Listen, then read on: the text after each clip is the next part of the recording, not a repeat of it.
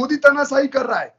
मैं तो लोगों से बोलूंगा, अगर आंख में अंधेरा पट्टी बांधा हुआ है अंधभक्ति का, तो अंधभक्ति की पट्टी उतारे और अपने आसपास के न्यूज़ों को देखे कि देश में प्रतिदिन क्या हो रहा है। और अगर इसके बाद भी आपको नहीं दे रहा है, तो मैं तो भगवान से मनाऊंगा कि एक बार बीजेपी सरकार हट जाए। जिन जिन को अपना भ्रम हो रहा है ना कि बीजेपी तानाशाही कर रही है, उनको असली तानाशाह का मतलब पता चल जाएगा। संविधान तो किसी और ने बदला। इमरजेंसी के टाइम 42 अमेंडमेंट इंदिरा गांधी ने किया, 15-17 बार जवाहरलाल नेहरू ने बदला, 12 बार इंदिरा गांधी ने, 10-15 बार राजीव गांधी ने, 9 बार मनमोहन सिंह ने, और मोदी संविधान बदल रहा है। विमल जी, ये कुछ नहीं है, ये वोटर को बस ब्रेन वॉश करने की कोशिश कर रहे हैं। और जो भी वोटर समझदार है वो एक बार खुद चेक कर लेगा, उसका सारा भ्रम क्लियर हो जाएगा। मुद्दों की बात नहीं करते हैं, हिंदू मुस्लिम की बात करते हैं। मोदी जी भी अब हिंदू मुस्लिम की बात करने लगे। तो भाई साहब एक बात बताइए ना, मोदी जी के लिए काम छोड़े ही क्यों तुम? अब इसको मैं एक्सप्लेन करता हूँ।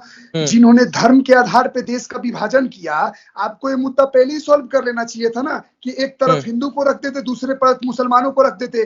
तो एक तरफ हिंदू मुसलमान बटे, तो कभी 25% हिंदू था, आज 1-2% हो गया, और जहां 1-2% थे तो वहां 25% हो गया। तो मैं बोलना चाहता हूं, अगर हमारा देश डिक्टेटर था, इतना ही तानाशाही होता, तो क्या मुसलमानों के अत्याचार नहीं होता? सबसे ज्यादा विमल जी, मैं एक बात बोलना चाहूंगा कि इस भारतवर्ष में आज बीजेपी की सरकार राज कर रही है। बीजेपी सरकार में सबसे ज्यादा योजनाओं का फायदा मुसलमान उठा रहा है। मैं सच्चाई बता रहा हूँ ग्राउंड लेवल की। सबसे ज्यादा आवास योजनाओं का फायदा ये उठा रहे हैं, सबसे ज्यादा जनधन योजना का फायदा उठा रहे हैं, हॉस्पिटल में इनको छूट मिल रहा है 2.5-5 लाख का। सब जगह फायदा उठाने के बाद भी सबसे ज्यादा सरकार का यही विरोध कर रहे हैं।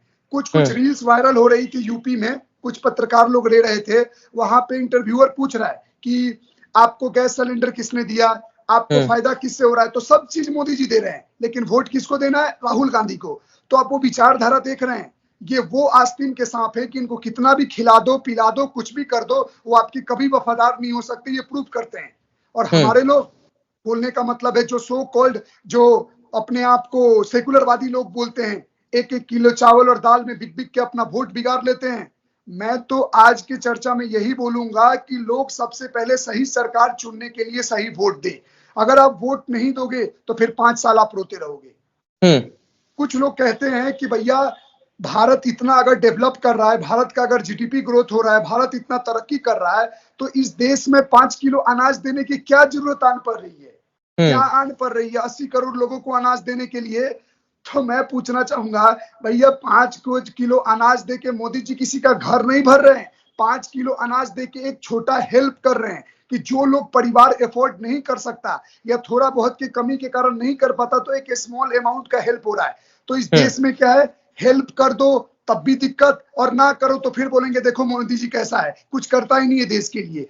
तो मिला जुला के यही है, लोगों का काम है कमी निकालना, वो निकालते रहेंगे। अच्छा, फारूक अब्दुल्ला का बयान और राहुल गांधी के जो बयान आ रहे हैं, क्या लगता है चुनाव का माहौल बदलेगा? 2 चरणों का तो मतदान हो चुका है, जो चरण बाकी है उसमें क्या बदलाव नजर आता है? बदलाव यही नजर आता है कि ये जितने भी अपना स्टेटमेंट पास कर रहे हैं, जितना भी ये चुनाव जितना नजदीक हो रहा है, या फेज 2 फेज हो गया, तीसरा आ रहा है, इनके बोले गए बयान इन्हीं के ऊपर भारी पड़ेगा। ये मैं लिख के दे रहा हूं आपको। ये जो पाकिस्तान प्रेम दिखा रहे हैं और पाकिस्तान को भारत से मजबूत दिखाने की कोशिश कर रहे हैं कि पाकिस्तान ने हाथ में चूड़ियां नहीं पहन रखी है, उनके पास भी मिसाइल बम है, तो भैया पहले तो ये अपना पक्ष क्लियर कर ले हैं किस तरफ के। तुम भारत के साथ हो कि पाकिस्तान के साथ हो? अगर तुम पाकिस्तान के साथ हो तो विमल जी 4 जून का सबको इंतजार है। इनको ऐसा लात मार के पब्लिक फेंकेगी ना कि दोबारा सत्ता में आने से पहले भी डरेंगे। क्यों? क्योंकि इस साल आजादी के बाद का सबसे टफेस्ट इलेक्शन हो रहा है। इससे ज्यादा टफ इलेक्शन कभी नहीं हुआ है आजादी के टाइम। क्यों? क्योंकि सारे के सारे लगभग पार्टियां मिलके एक पार्टी के खिलाफ चुनाव लड़ रही है, तो ये बहुत इंपैक्ट करेगा। मोदी जी की आप बात करते हो, लोग बोलता है कि भैया प्रधानमंत्री तानाशाही कर रहे हैं, ध्रुव राठी के लोग वीडियो देख देख के प्रधानमंत्री को वो बोल रहे हैं। तो भैया एक बात बताइए, अगर प्रधानमंत्री तानाशाही कर रहे हैं तो ध्रुव राठी का अब तक चैनल बंद नहीं हो गया होता? क्या ध्रुव राठी अब तक अरेस्ट नहीं हो गया होता? आज का एक न्यूज बता रहा हूँ, बंगाल में ममता बनर्जी का कोई वीडियो है जो स्टेज पे एक कार्टून वे में है, जिसमें उनका फोटो लगा लगा के शेयर किया जा रहा है बहुत सारे प्लेटफॉर्मों पे। उसमें ममता बनर्जी का भी है, मोदी का भी है। तो ऑफिशियल कलकत्ता पुलिस का ये जो क्राइम ब्रांच का है, जो जो लोग उस फोटो को डाल रहा है, वीडियो को ट्वीट कर रहा है, उनका मैसेज आ रहा है, उनका ट्वीट आ रहा है कि आप अपनी आइडेंटिटी को रिवील करो, अपना पता बताओ, वो अरेस्ट करने के लिए। तो आप सोच रहे हो क्या मोदी जी डिक्टेटरशिप है? अब क्या फ्रीडम ऑफ स्पीच और फ्रीडम खत्म हो गया कि एक ट्वीट करने पे आपको अरेस्ट कर लिया जाए? बंगाल की घटना बता रहा हूं कि कुछ दुकानदार लोग थे, अपने दुकान पे बीजेपी का झंडा लगाए हुए थे, तो टीएमसी के गुंडों ने उनको पकड़ के दुकान से पीटा। कर्नाटक की घटना एक बता रहा हूं, डीएमके पार्टी को एक औरत ने क्या किया कि वहां की तमिलनाडु की, वो जाकर बीजेपी को वोट देती और वो बोली कि मैंने बीजेपी को वोट दिया है, तो डीएमके के कार्यकर्ताओं ने उसको मार मार के हत्या कर दी। बंगाल की एक और घटना, एक बीजेपी का मतलब पार्टी का कार्यकर्ता था, उसका बच्चा मतलब क्या हुआ कि बीजेपी को वोट देकर आया और बीजेपी के सपोर्ट में लड़ रहा था, तो बंगाल की घटना है, उसको उसी के घर में मार के उसको फांसी के फंदे में लटका दिया गया। आप इसको तानाशाही बोलेंगे कि मोदी तानाशाही कर रहा है?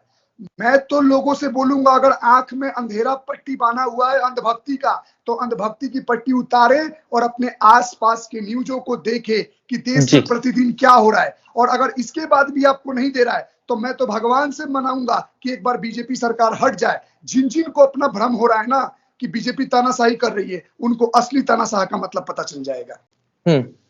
तो इस चुनाव में मतलब पता चल जाएगा कि कौन तानाशाह है और कौन नहीं। जी जी जी। लोग एक और चीज, विमल जी बात छेड़ रहा है तो थोड़ा माहौल गर्म हो रहा है, तो एक और चीज में जोर देना चाहूंगा। लोग बोलते हैं कि मोदी जी संविधान बदल देंगे, सुनने में आता है हाँ कि संविधान बदलने की तैयारी चल रही है। हाँ। विमल जी, सबसे बड़ी बात है कि आपकी अच्छाई से ज्यादा ना आपकी बुराई ज्यादा तेज फैलती है। मतलब आपके बारे में बुरा होना तो बुरा बहुत तेज में फैलता है। जैसे अभी कुछ दिन पहले वो कोविडशील्ड का मजाक बनने लगा कि उससे मौत हो रही है, दोनों पे एक करके बोल देता हूँ। और ये आपका क्या तानाशाही संविधान बदल देंगे। अमित शाह ने ऑफिशियल बोला है, और मोदी अमित शाह ने अपने स्टेटमेंट में कि संविधान हमें बदलने की क्यों जरूरत आएगी। हम बाबा साहब की या जितने भी 492-93 जितने लोगों ने संविधान लिखा मिलजुल के, संविधान सभा के अध्यक्ष थे बाला साहब, तो क्यों संविधान छेड़ेंगे? हम संविधान में संशोधन करेंगे जो जो नीतियों का, कि जो जो चीज समाज के लिए आने वाले समय में उनके लिए अच्छा होगा बुरा होगा सोच विचार करके। संविधान तो किसी और ने बदला। इमरजेंसी के टाइम 42 अमेंडमेंट इंदिरा गांधी ने किया, 15-17 बार जवाहरलाल नेहरू ने बदला, 12 बार इंदिरा गांधी ने, 10-15 बार राजीव गांधी ने, 9 बार मनमोहन सिंह ने, और मोदी संविधान बदल रहा है। विमल जी, ये कुछ नहीं है, ये वोटर को बस ब्रेन वॉश करने की कोशिश कर रहे हैं, और जो भी वोटर समझदार है वो एक बार खुद चेक कर लेगा, उसका सारा भ्रम क्लियर हो जाएगा। तो इसीलिए वोट तो देना है भैया। मैं तो खुल के बोलता हूं, मैं भाजपा को वोट दूंगा, क्योंकि मेरी वोट है, जैसा आपका वोट है मेरा वोट है।